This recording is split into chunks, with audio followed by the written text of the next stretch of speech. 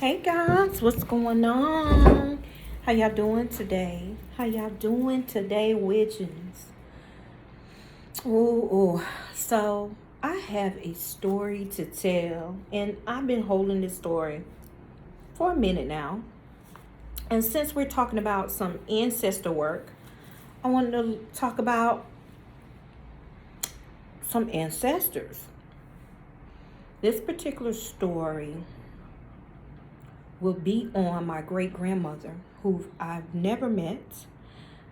Um, Her name is Viola. Very strong presence. Very, very, very, very strong presence. So, my great grandmother Viola,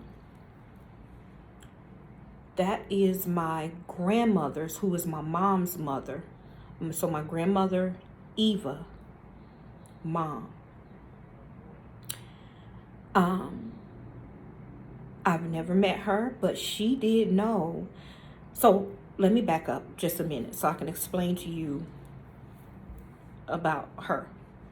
Great grandmother Viola is, she died Christmas Day in 1976, right?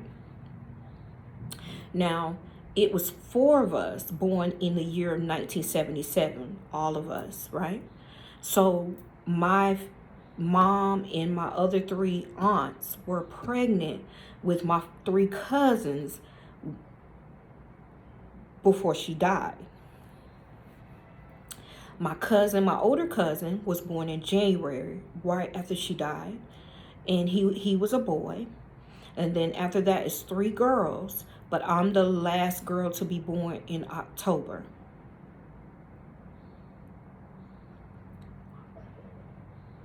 So my mom, when she died, my mom was either just pregnant or about to get pregnant. I don't know if she was pregnant for me at the time, or because she told me that great grandma Viola told her that she was pregnant. So I guess she was pregnant. I don't know. But timeline. Let's go through the timeline. Great grandma Viola, I always seen pictures of her. And if you see pictures of her, very strong presence, very deep thought, very motherly, but you can tell that she is a strong, strong presence. You could tell that about her in her photos. I don't know that if she was the witch, I'm not sure, but I get that from somewhere. I don't know. Anyway, so I met her after her death. I'm going to explain. When I was around 10 to 12, I'm going to say, about 10 to 12 years old.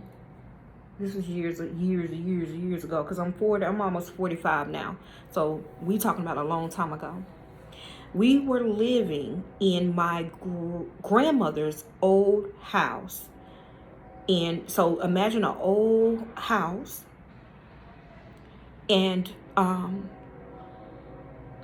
I remember being really sick. Now this is about witching hour. Between 1 to 3 o'clock in the morning. It was the witching hour.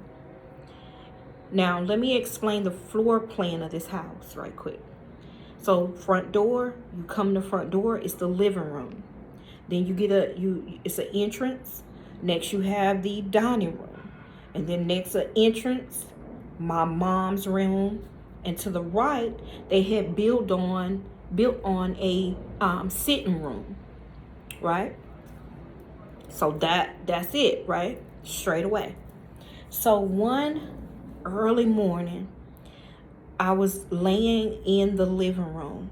I can't tell you why I was in there, because I had a bedroom, but I was so sick, y'all. Like, at being that age, I was so sick. I was so sick where I couldn't get up to go even tell my mom. I had a fever. I knew I was just really hot.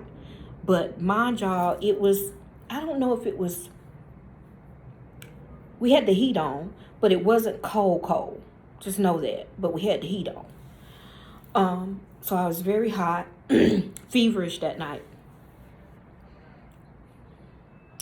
And I was laying on the living room couch. It was an orange, old, suede looking couch that we used to have. Ugly ass couch, but it is what it is. Back in the day, we talking about back in the day, like the 80s. So, something woke me up. And y'all, I looked up in the doorway. Now I'm laying this way so I can see right in the doorway, because it's a straight shot through the house. You can walk straight through the house. And I looked up and I'm doing like this. I'll never forget it. I'll never forget this. And in the doorway, in between the living room and that dining room, because it's no door, it was no door, it was just an opening, I see a figure. And this figure was so pretty, so white, like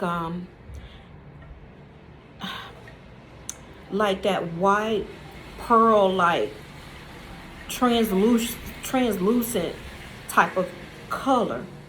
The figure was in the door, and her robe, whatever she had on, it was like a robe. And she was like a light. It was a light, but it was a light that didn't hurt your eyes. Very white, pretty light. But I looked her up and down, and I looked at her feet, and she had no feet. It was hovering like this. And her robe, whatever she had on, was just waving like air was just hitting her. And it was doing like that. Imagine it. And I looked up at her face, and I knew her face, but I've never met her, but I seen pictures, and I knew instantly who she was. It was my grandma's mom. And she never spoke. She just looked at me. She never spoke a word. Telepathically, she sent to me. And for a minute, I just stared, because I guess she didn't want to scare me, but I wasn't scared. I was really peaceful, relaxed. And she sent to me telepathically, Patrice, get up. That's my name, my legal name, Patrice. Patrice, get up. And I'm looking like, because I'm so sick, y'all, I couldn't get up. She said, get up. And she said, go in the side room. Y'all ain't gonna believe this. So she stood there a little bit, and she stayed there a little bit, and all of a sudden she just disappeared real like that. And I don't know, when she disappeared, the strength of her came to me, and it made me get up. Now, being this age, between 10 and 12, I get up. I'm wobbling because I'm that sick, y'all. Like, I'm sick. Like, I probably could have died if I just laid there, right? And she may have knew that. I get up and I go towards the opening from the living room to the dining room. I go straight. Now, mind y'all, it's pitch black in this house. Nothing on. But I somehow went to the dining room. And then next, my mom's room, her door was open. Now, my mama her bed was on the left-hand side. Mama was asleep, calling hogs, honey. I walked right past my mama, and it's a door on the right-hand side. That was that bonus room that they had built on to this old house. And I opened the door and I closed it. Y'all, for real though, when I opened that door, it was a freezing light. Ice cold. It was the coldest I have ever. It was not that cold outside. And I knew she sent me in that room to get my temperature down. So we had some more set up in there with chairs, and that was where nobody ever went in that room, because my mom had her new couch set and stuff in there. Y'all know how that go. You can't sit in there.